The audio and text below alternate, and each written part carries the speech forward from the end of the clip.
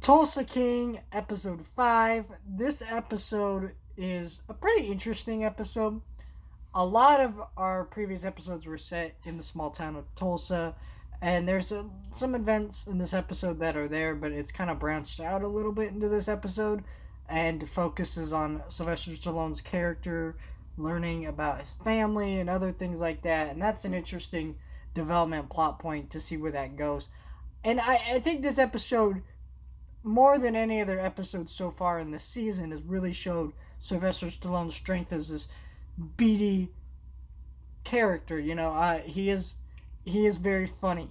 He is very charismatic and fun to watch in this role. But in this episode, he also gets bloody. He beats the shit out of people. He's violent. He's what you want out of a mob boss type character, and I really enjoyed that, and seeing the drama with his family and things like that and how that unfolded in this episode was really interesting. And that character development, and through that, what that leads to and what happens with that. And I think, though, I do have to be honest, this episode felt like the weakest out of the season. Not because it's particularly a bad episode, but I think that this episode is most similar to Mafia shows I've seen before.